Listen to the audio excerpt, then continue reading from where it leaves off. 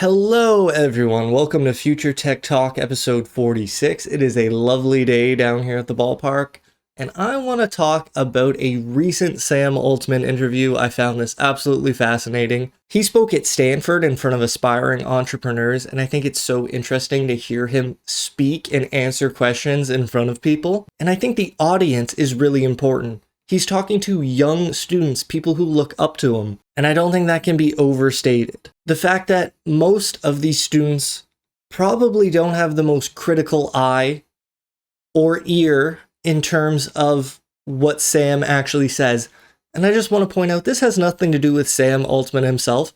I just think it's so cool that he is the face of the #1 company in the world. He is the star of the #1 team in the league. Whether or not that's actually true, I mean, they have hundreds and hundreds of employees, but perception matters. And he's the #1 guy. He's the face of the franchise. So anything he says, it carries a lot more weight than any other employee at OpenAI. Again, it's nothing to do with Sam himself. It's just the position he finds himself in. Now, I just want to say, as a joke, you always hear about OpenAI and their mission, their values, how they're trying to help humanity.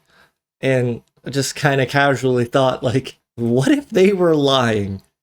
What if they were secretly the big, bad, evil company, hell-bent on destroying the world, and all they had to do was lie?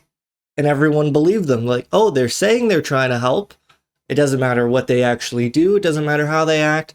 They're announcing. They have their mission statement on their website. What could go wrong? I'm telling you, it's a joke. I don't believe they're doing anything morally reprehensible.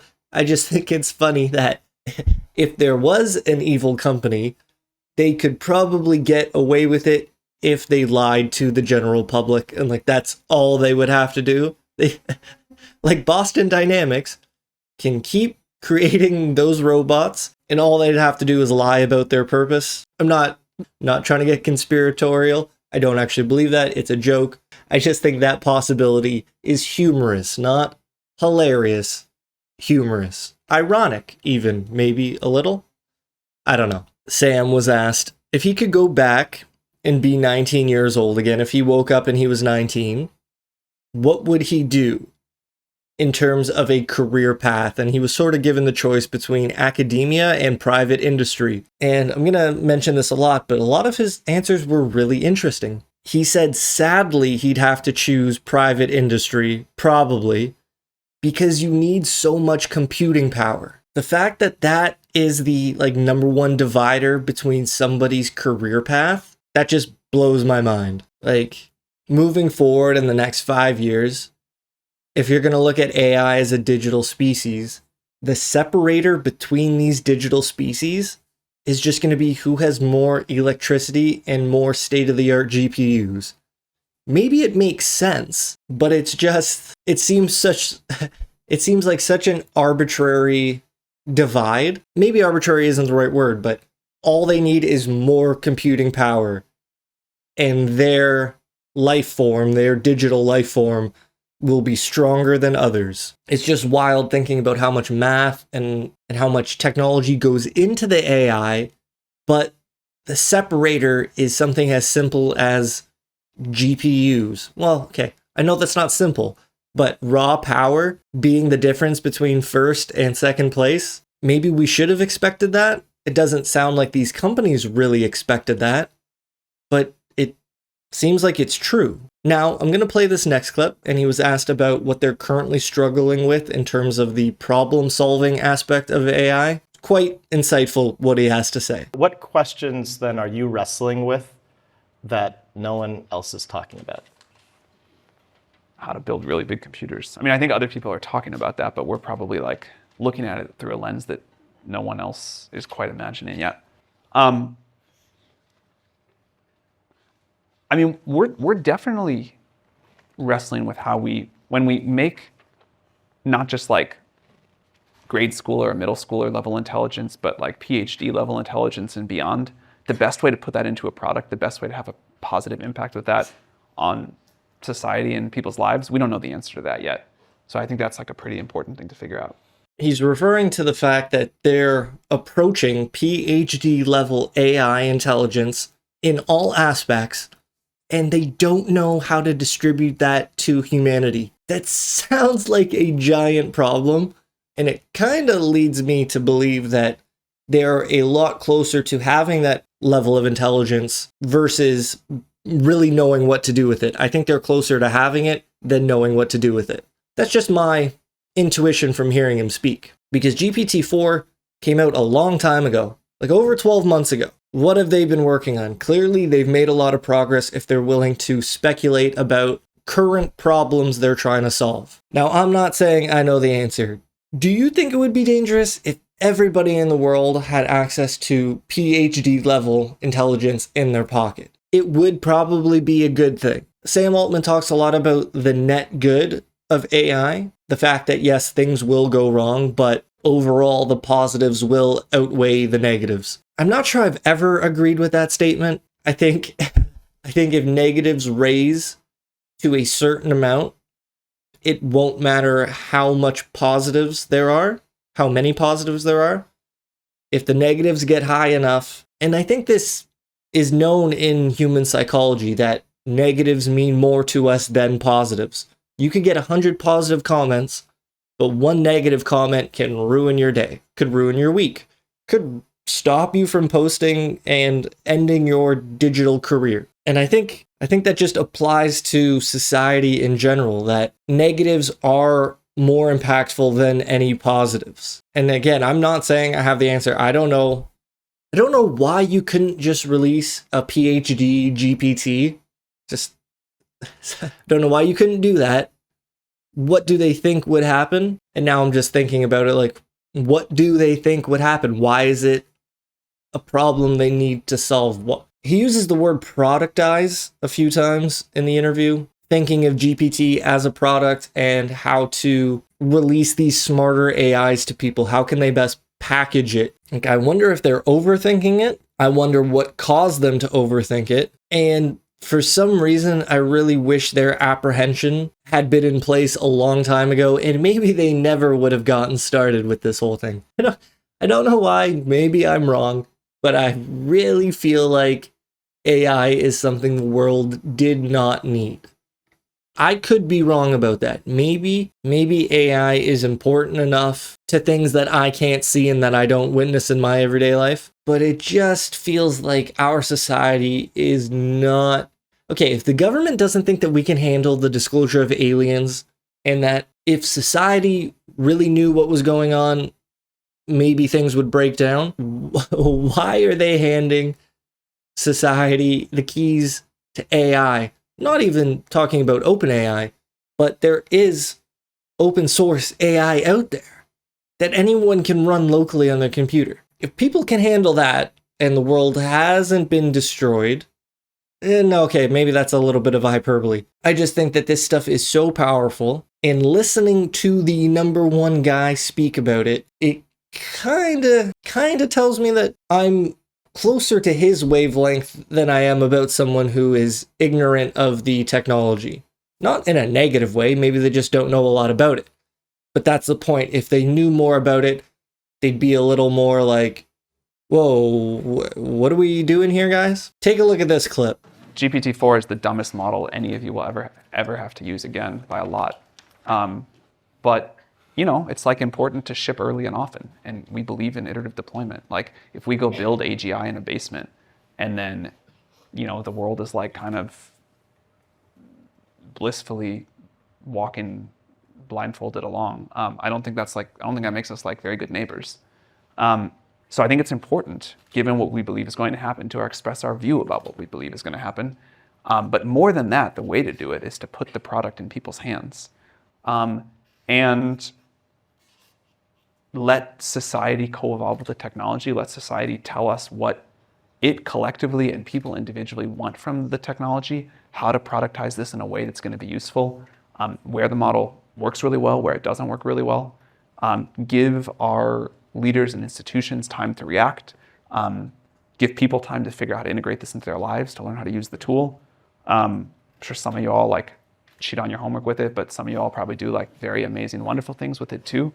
And as each generation goes on, I think that will expand. And that means that we ship imperfect products, but we have a very tight feedback loop, and we learn and we get better. And it does kind of suck to ship a product that you're embarrassed about, but it's much better than the alternative. And in this case in particular, where I think we really owe it to society to deploy iteratively, one thing we've learned is that AI and surprise don't go well together. People don't want to be surprised. People want a gradual rollout and the ability to influence these systems. That's how we're going to do it. And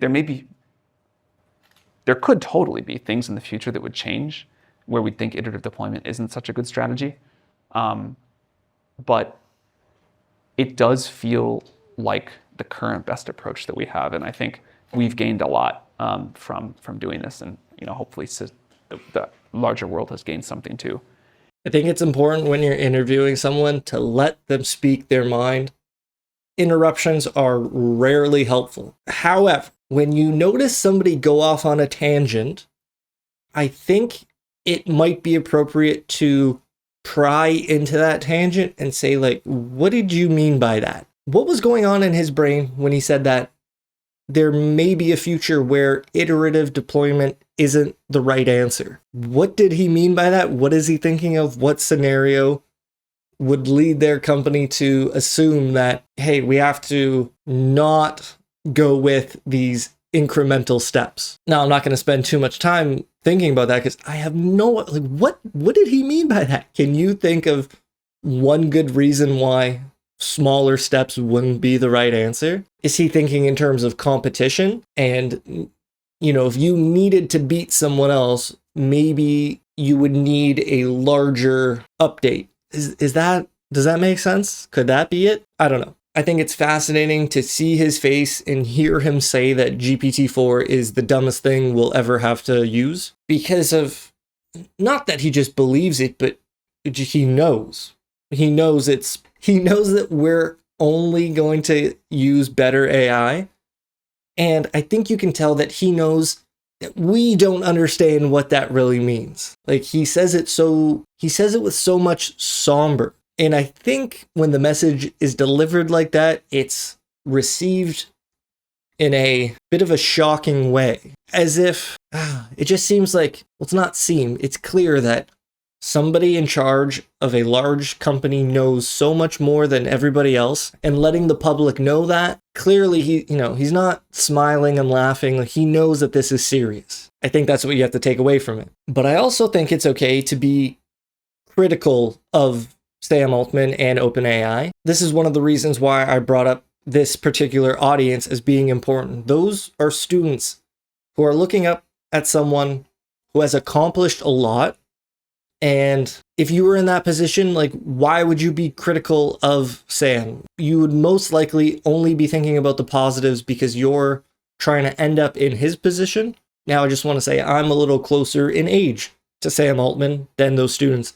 And maybe that's why I'm a little okay with being critical. Like, if we grew up playing baseball together and our parents became friends and whatever, maybe I don't go into AI, maybe he does, but we kept in touch over the years. We just know each other and we're friends. I would have no problem saying to him, like, what are you doing, man? Why are you creating this stuff? Like, what? Why are you putting the world on your back and dragging us to whatever vision you have? And one of the reasons I would be critical of not him, again, this has nothing to do with him personally. This is, again, he's just the face of the franchise, and you have to criticize the franchise's decisions. He speaks a lot about iterative deployment, and I believe him. They've seen that people don't handle surprise very well when it comes to an artificial intelligence, and they want to deploy early and often. But why haven't they done that since GPT-4? Why was there no official announcement for GPT 4.3, for 4.6, a GPT 4.9, all leading up to GPT-5? Again, it's like words versus actions. OpenAI is saying all the right things, but where is the action? Why aren't they doing what they say? Now, I think there was a GPT 4.5 Turbo. I don't know if they really called it 4.5 though. I think they just called it Turbo. Like maybe you could argue that was it. And maybe AI doesn't really work like that. Like maybe it's a lot harder to create a 4.7 given that these models take hundreds of millions of dollars to train. They talk about that in this interview. It's very expensive. So maybe iterative deployment really isn't that practical. That's fine. But I'm also saying that if you think incremental steps are important, you have to act on them. Like people would be okay with a PhD level of artificial intelligence if they saw the thing graduate high school and undergrad, if they lived that with you and every month you updated people on the AI and they saw it progress. I don't know, do any of you have like young family members maybe on one side of the family and you don't see them for like 4 or 5 years? And when you see them again, you're like, oh, that's you? Like, your mind does not process it very well at all. And we see this in humans all the time. AI grows faster than humans. They talk about releasing smaller updates. I'm just worried that the combination of GPT-4 being the dumbest thing we'll ever use, and the fact that we haven't had like an official improvement update on the record. Again, maybe it's not as simple as just small improvements. Maybe the improvements really do come from training these entire models, and the improvements are drastic enough to where you can't parse them any smaller. That could be completely true. But every time I hear them talk about iterative deployment, it bothers me that we haven't seen that yet. We had GPT 3.5 to 4, and now we're like on the precipice of 5. Like, okay, I'm not going to repeat myself. I'm sorry. I'm just trying to say that you need to keep the idea of constant improvement in the minds of people so that they can learn to expect more improvement. I think that's the biggest thing. I don't think the rate of progress is really ingrained in the psyche of most people. And I think more news cycles about the rate of progress could only be a good thing. Are you more concerned about the subtle dangers or the cataclysmic dangers? Or neither? I'm more concerned about the subtle dangers because I think we're more likely to overlook those. The cataclysmic dangers, a lot of people talk about and a lot of people think about. And I don't want to minimize those. I think they're really serious and a real thing. But I think we at least know to look out for that and spend a lot of effort. I think he makes a really good point. He's asked, what's scarier to you? The big catastrophe of AI or smaller, unforeseen problems? He says the smaller ones because they are harder to look for. And he notes that a lot of people are thinking about the big problems, what could really go wrong. And I do agree that that level of scrutiny sort of implies that we would be ready for those things and we would see them coming. They go on to talk about how I'm sure there were some people who foresaw TikTok and short form content really hurting people's attention spans, but nothing was done about it. It sort of just happened and everyone saw it happen and they're like, oh yeah, okay, that makes sense. Of course, that's going to screw everything up in a person's brain. But it happened. How do you stop that with AI? Is this type of problem going to be like the loneliness problem where you create these super, super communicative AIs that get to know you better than anyone?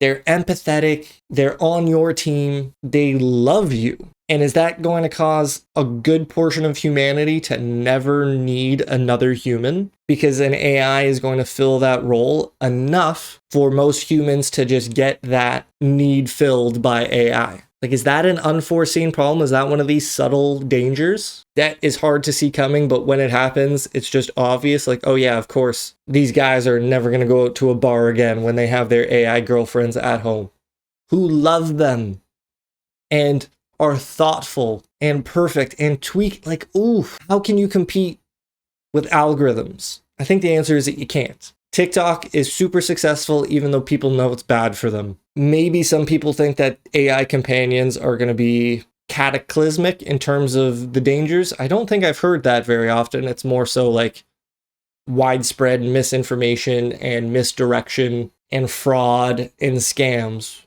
I haven't heard much about the dangers of the love. I just keep using that word, but that's what the AI is going to simulate because that's what some people are going to want.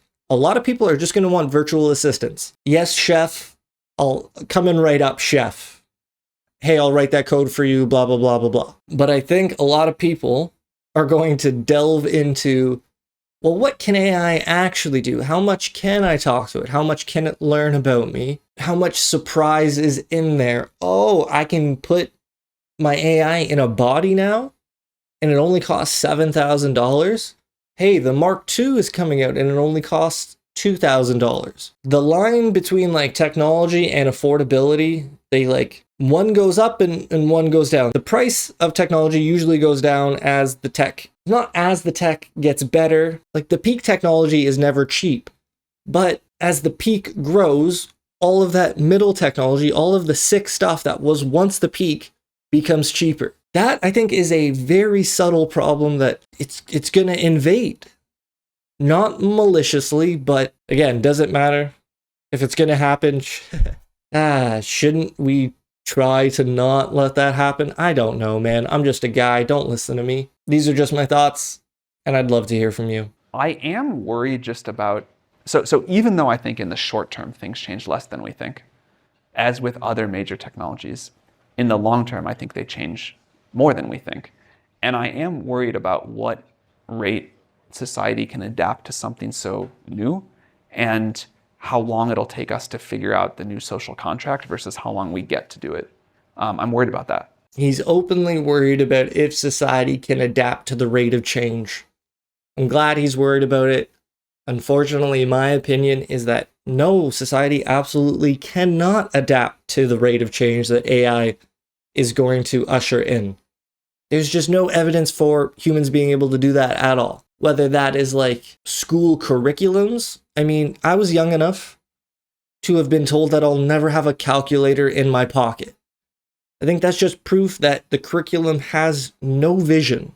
It is just embedded in the current reality. Every once in a while, they reevaluate what they're teaching and they embed in the new reality. But if the reality starts to change and change faster, there is no chance the school system will be able to adapt to it. Think of how crazy that is that I was told that I'd never have a calculator in my pocket. Now I have AIs, all of the information of the entire world in my pocket.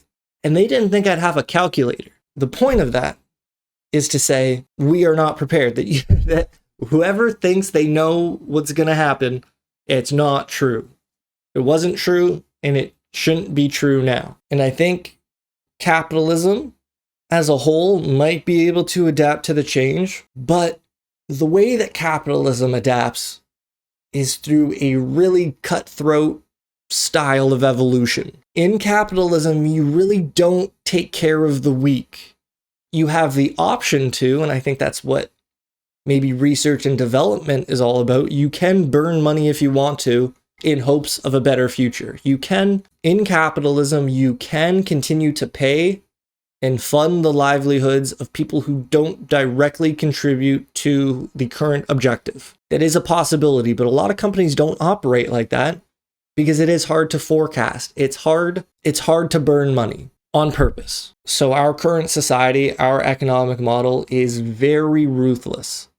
That's what makes it so strong, for sure. All of the good things come from that personality trait that the economic model has. But if that personality has to kick into overdrive to keep up with the changes of AI, do we really want a roided out capitalist society that keeps removing the fat? And I don't, fat isn't a derogatory term. I'm not using it that way. It's just the saying that you cut off the bottom. And I'm not even saying that the bottom is always the right thing to cut off, but I think that is what happens. People get laid off at jobs all the time. Did they deserve it? Probably not. Those companies hired them with expectations. Maybe expectations weren't met and they are just cut off. Sam Altman wonders if society can adapt to a newer, faster rate of change. And I'm saying that these companies that have to lay off workers can't even predict like 16 months in advance. Now you're going to throw AI and a faster rate of change. That means that these companies won't be able to predict 4 months in advance or 6 months. And I think that level of insecurity from a company-wide perspective, it's only going to exemplify the worst traits of capitalism. I don't see it happening any other way. I'd love to be wrong. I'd love for our economy to embrace the change in a way that, we sort of put our arms around everybody and we just drag each other forward. But is that like singing Kumbaya? Like, what is the reality? What's actually going to happen? Sam Altman's worried. I'm worried too. Listen to this. What are you most excited about with the release of ChatGPT 5 that we're all going to see? I don't know yet. This sounds like a cop-out answer, but I think the most important thing about GPT-5 or whatever we call that is just that it's going to be smarter. And this sounds like a dodge, but I think that's like among the most remarkable facts in human history, that we can just do something and we can say right now with a high degree of scientific certainty, GPT-5 is going to be a lot smarter than GPT-4. GPT-6 is going to be a lot smarter than GPT-5. And we are not near the top of this curve, and we kind of know what to do. And this is not like it's going to get better in one area. This is not like we're going to, it's not that it's always going to get better at this eval or this subject or this modality. It's just going to be smarter in the general sense. And I think the gravity of that statement is still like underrated.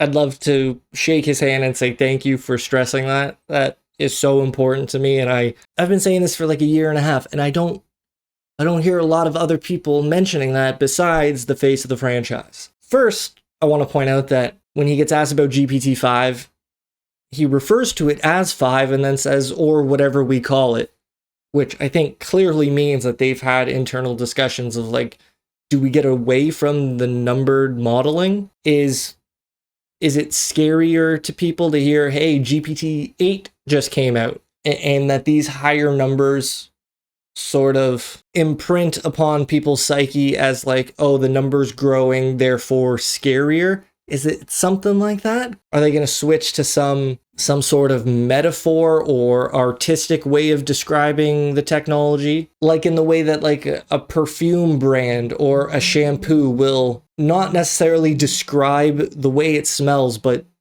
choose a word that then they associate with the smell, like nature's breeze or something like that. Some sort of naming convention where it clearly doesn't describe the product, but we learn to build associations. Or are they going to dive into the humanoid route and have names for these updates? So GPT-5 is going to be known as Alex. Well, that's probably not a good thing because of Alexa. Better suggestion, maybe it's called... Okay, see, I don't even want to make suggestions because I don't think any of them are good. If you call it a girl's name, no, it'd have to be gender neutral. I really don't know what they would be thinking on the inside, but clearly they're thinking of something. The other thing is that I've been saying this for a long time. GPT is not going to be the best human. It's not going to be the best player on your baseball team. It's not going to be the best player in the league.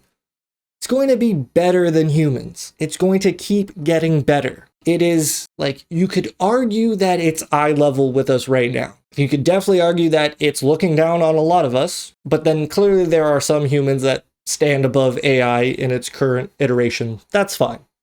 Humanity is a spectrum, of course. Any given AI will rest somewhere on the spectrum. But listening to him talk about how it's just going to keep getting smarter, that bar of the AI is going to keep getting raised until it is clearly looking down on all of us. And I don't think people are expecting their technology to ever surpass them.